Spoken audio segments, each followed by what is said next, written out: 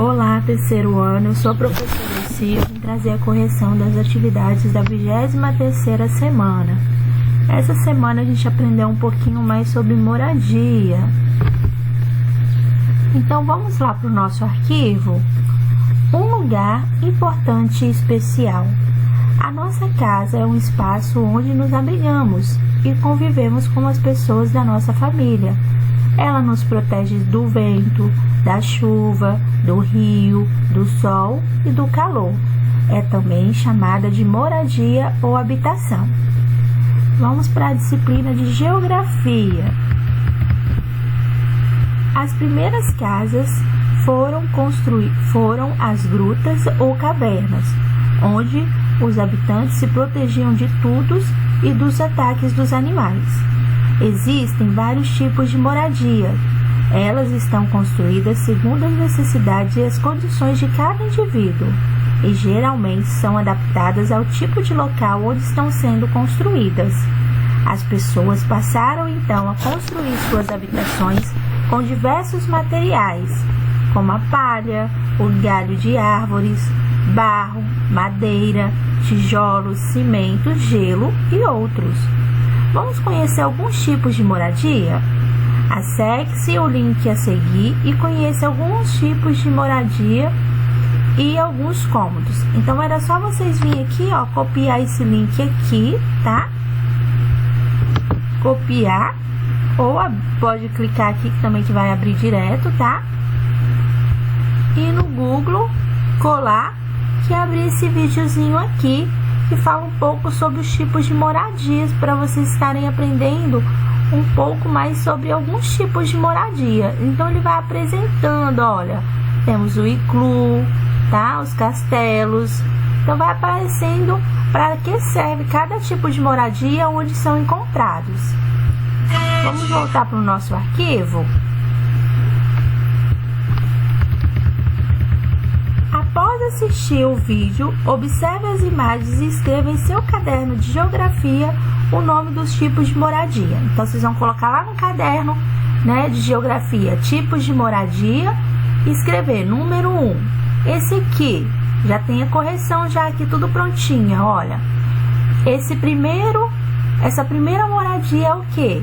São os prédios. Então, aqui eu tenho o iglu, que são construções de gelo, né? É uma moradia construída com gelo. A alvenaria, que são as casas construídas com cimento e tijolo. Os castelos, que é a moradia dos reis, das rainhas, princesas, príncipes. Eu tenho a oca, que é construída de palha, que é a moradia do índio. A palafita. A palafita são construções feitas em cima de estacas, à beira de rios. Então, elas são construídas dessa maneira aqui, com essas estacas, deixando elas um pouco altas, para evitar que o rio, né, acaba entrando dentro da casa quando ele começa a alagar. As casas orientais, e eu tenho a tenda, que são construções feitas com lonas. Continuando aqui com o nosso arquivo. O espaço interno das moradias geralmente é dividido em várias partes, como quarto, sala, cozinha, banheiro. Estas partes chamamos de cômodos, e cada cômodo tem uma utilidade diferente. Para termos um maior conforto em nossa moradia, utilizamos os serviços essenciais, como água, energia, rede de esgoto, etc. Agora, para aprendermos um pouco mais, realize atividade no livro interdisciplinar História e Geografia. Então, lá no livro de História e Geografia, tem uma atividade para vocês estarem realizando na página 146, atividade número 1, a letra A, B e C. Então, aqui nesse arquivo aqui, ó, já tem também a correção dessas atividades que foram propostas para vocês, tá bom? História. Palafita ou a pique ou alvenaria. Não importa, a moradia é um direito social. Então, todos nós temos direito a ter uma moradia. Como já vimos, precisamos de uma casa para o nosso conforto e sobrevivência. Com base nas perguntas abaixo, escreva um texto descrevendo como é sua casa. Então, eu tenho várias perguntinhas aqui, ó, que não é para vocês estarem respondendo elas, tá? É para vocês escreverem um texto em cima dessas perguntas aqui, tá bom? Aí aqui, ó, eu já tenho um exemplo aqui de um texto escrito aqui para vocês estarem fazendo, tá? Não é para copiar, vocês vão escrever do jeito que é de vocês, ó. A minha casa é o meu coração, minha segurança, ela é muito importante para mim. Tem algumas plantas no terraço, mas quase não dão flores. Então, esse tipo de moradia aqui é da casa da professora Elci, tá bom? Não é a de vocês. Então, vocês vão escrever um texto falando sobre a moradia de vocês. Estar atentos às despesas de casa é uma das maneiras de cuidarmos do nosso lar. Veja algumas atitudes que podem ser colocadas em práticas para reduzir alguns gastos. Leia as páginas 144 e 145 do livro interdisciplinar de Geografia e História. Então, vocês têm que fazer a leitura do texto, né, da página 144 e 145 do livro interdisciplinar de História e Geografia. Após a leitura do livro, faça uma lista com as despesas de sua casa. Então, essa resposta aqui é pessoal. Coloquei um exemplo aqui para vocês, ó. Se vocês tiverem, né, TV a cabo, R$ 99,00. Alimentação, R$ 1.500. Então, vocês vão colocar de acordo com as despesas da casa de vocês, tá bom? Quais atitudes você e sua família podem adotar para diminuir os gastos da sua casa? Então, aqui eu também coloquei algumas atitudes, mas vocês podem estar colocando outras também. Matemática. A nossa casa está inserida em uma rua e em um bairro. E para melhor identificação, existem os números para que sejam localizadas com mais facilidades. Então, a nossa casa está localizada em ruas. Então, as ruas têm um nome diferente, cada bairro também, tá bom? As ruas estão localizadas dentro de um bairro. Com base nessas informações, vamos realizar as atividades do livro didático. Então, tem algumas atividades para vocês estarem realizando aqui do livro didático de matemática, tá? Leitura da página 30, na página 31, atividade número 1 e 2, página 35, atividades número 5 e 6, e na página 36, atividades 7 e 8, e atividade da página 37. Então, aqui também, ó, tem alguns jogos para vocês estarem aprendendo cálculo mental, tá? E jogos de adição e subtração para vocês estarem fazendo aí. Aqui embaixo também já tem as correções de todas as atividades que foram propostas para vocês do livro didático. E aqui mais embaixo eu tenho a língua portuguesa, disciplina de língua portuguesa. Além das pessoas, os animais também precisam de proteção contra certos elementos de seu ambiente.